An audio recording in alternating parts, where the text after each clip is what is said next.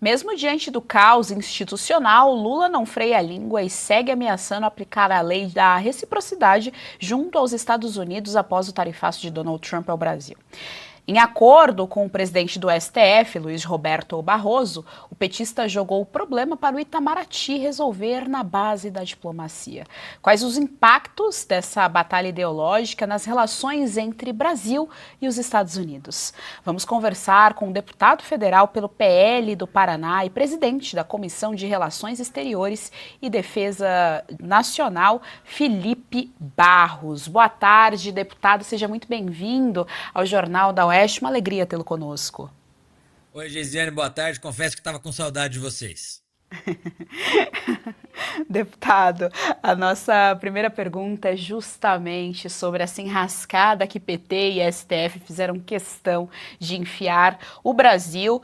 A fala, deputado, chama bastante atenção porque eles ficam falando de diplomacia, mas a carta do Hugo Mota e do Davi Alcolumbre não dizia absolutamente nada, eram 3 parágrafos que não diziam absolutamente nada, e o tom do Lula ao se referir a esse caso, é um tom bélico. Ele chega a mencionar, por exemplo, que se Donald Trump estivesse aqui no nosso país, ele seria investigado, seria preso, enfim, um tom completamente bélico, nada diplomático. Então, a nossa pergunta é quais são esses impactos e como é que o Congresso e os seus colegas estão vendo essa situação, essa enrascada que o Brasil se encontra? Excelente pergunta, Geisiane. Nós temos que compreender, porque na política não há nada por acaso. Então, fazendo um breve retrospecto, na campanha eleitoral dos Estados Unidos, o Lula declarou apoio a Kamala Harris e xingou o Trump de nazista. A primeira-dama brasileira mandou o Elon Musk para aquele lugar. Depois da vitória do presidente Donald Trump, não houve nenhuma tentativa diplomática de dialogar com o presidente Donald Trump, e o presidente Lula se limitou a mandar uma irrisória e mísera cartinha que sequer deve ter chegado nas mãos do presidente Donald Trump. Relembrando a todos vocês que os Estados Unidos é o nosso segundo maior parceiro comercial. Brasil e Estados Unidos têm relações diplomáticas históricas, importantes relações comerciais. O Lula, que gosta tanto de viajar com a primeira-dama Janja, já viajou quase o mundo todo, não foi em nenhum momento visitar o presidente Donald Trump, e isso tem uma razão de ser. O presidente Lula estava buscando esse conflito. Vocês devem se perguntar, mas como que ele estava buscando esse conflito? Ora, no maior estilo Venezuela e Cuba, que botam toda a culpa do desastre econômico dos seus países por conta dos regimes ditatoriais que eles vivem no embargo econômico norte-americano, o presidente Lula, que colocava a culpa do desastre econômico brasileiro no Roberto Campos Neto, que estava no Banco Central, agora não pode mais colocar a culpa no Banco Central, porque é o indicado dele, o Galípolo, que tem mantido a mesma política de aumento de juros do Roberto Campos Neto, mas é o indicado dele, e agora o culpado é aquele negócio. A culpa é do Lula e ele bota em quem ele quiser. Não pode mais botar a culpa no Roberto Campos Neto nem no Banco Central, ele precisa arranjar um culpado externo. E ele arranjou um culpado externo. Ele vai colocar toda a culpa do desastre econômico em que ele enfiou o Brasil no presidente Donald Trump. Essa é a intenção do Lula. E, claro, uma intenção, para além disso que eu descrevi para vocês agora, eleitoreira. Ele quer se utilizar disso como plataforma das eleições do ano que vem. Não à toa, o presidente Trump anunciou as tarifas de 50%. Qual foi a primeira medida que o Lula tomou? Não foi buscar soluções através da via diplomática, não foi buscar uma interlocução com o Supremo Tribunal Federal para tentar aprovar a anistia, não foi nada disso. A primeira medida que o Lula tomou foi criar uma campanha publicitária.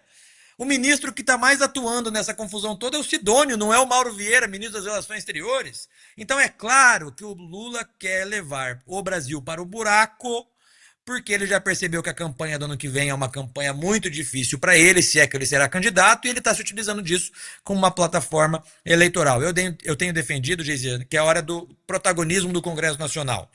O Lula não vai querer resolver absolutamente nada. Então é hora dos líderes do Congresso Nacional, presidente Hugo Mota, presidente Alcolumbre, tenho conversado com os parlamentares que é hora do protagonismo do Congresso Nacional. Vamos aprovar a anistia, vamos caminhar com algumas pautas que defendam a liberdade de expressão, vamos colocar e rearrumar o nosso sistema de freios e contrapesos, vamos voltar a ser uma democracia saudável, vamos mudar a nossa diplomacia, que hoje o mundo inteiro vê a diplomacia brasileira se alinhando às piores ditaduras e regimes autocratas ainda existentes no mundo. Na guerra de Israel com o Irã, o Brasil ficou ao lado do Irã. Na guerra de Israel com o Hamas, o Brasil ficou do lado do Hamas.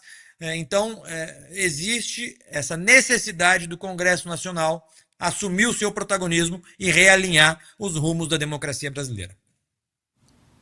Gustavo Lopes, nós estamos com o deputado federal Felipe Barros. Sua pergunta. Boa tarde, Felipe. Prazer falar contigo. Parabéns pela condução na Credem, tá mandando bem demais lá.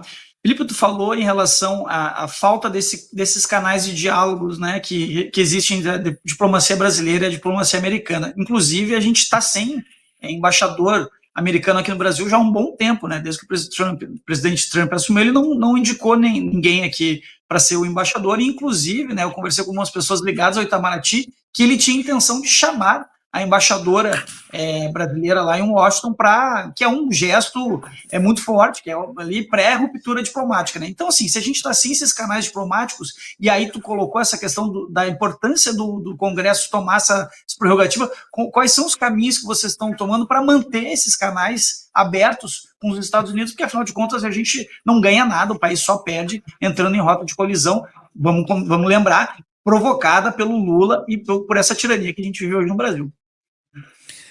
Gustavo, excelente pergunta. Olha, o Brasil e Estados Unidos têm relações diplomáticas há mais de 200 anos. E nós já tivemos aqui outros mandatos do presidente Lula, tivemos Dilma, tivemos outros presidentes de esquerda ao longo de nossa história, assim como nos Estados Unidos, já tivemos presidentes republicanos, presidentes democratas, mas esse é o pior momento das relações diplomáticas dos Estados Unidos com o Brasil, e essa culpa é exclusivamente por conta da postura do presidente Lula e da sua política externa. Então, o que nós estamos fazendo na Credem?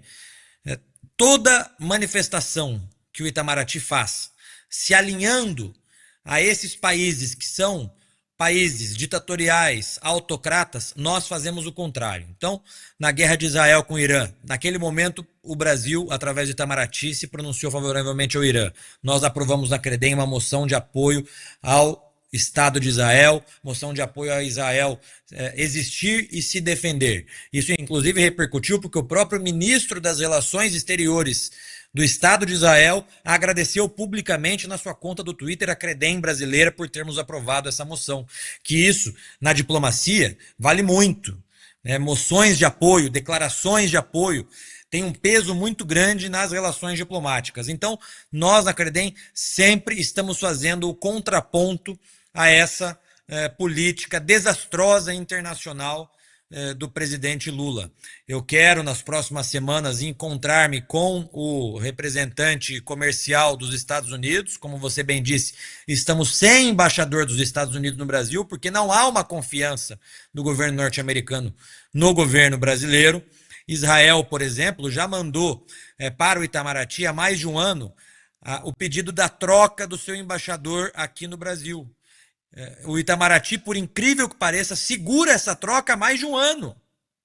Então, certamente, se o presidente Trump indicasse o embaixador, seria dado o mesmo tratamento que estão dando ao Estado de Israel. Então, quero me encontrar nas próximas semanas com o representante comercial dos Estados Unidos aqui no Brasil, que é quem tem respondido pela embaixada, uma vez que não temos embaixador dos Estados Unidos por aqui, justamente mais uma vez para fazer esse contraponto à política externa do presidente Lula, e todas as vezes que acharmos necessário fazer esse contraponto à política internacional, nós o faremos.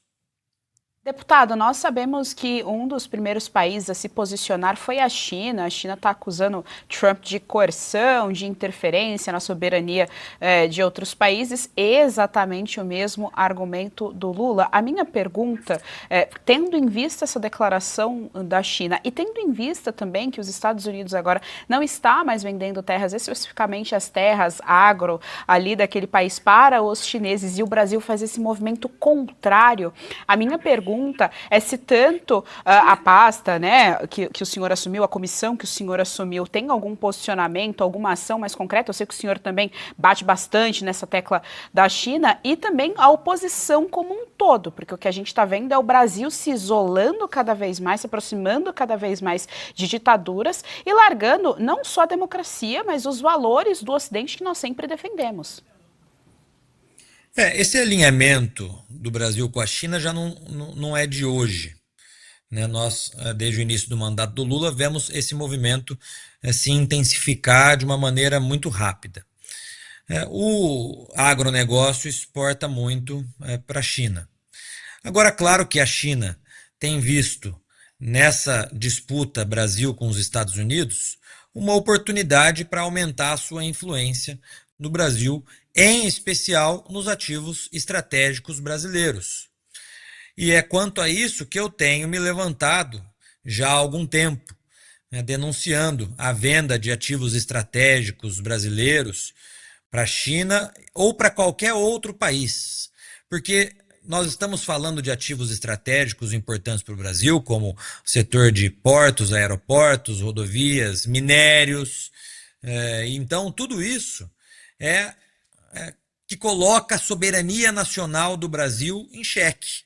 O PT hoje tenta emplacar a narrativa de que eles defendem a soberania nacional, mas eles estão vendendo os ativos estratégicos brasileiros para outros países, especialmente a China, a preço de banana.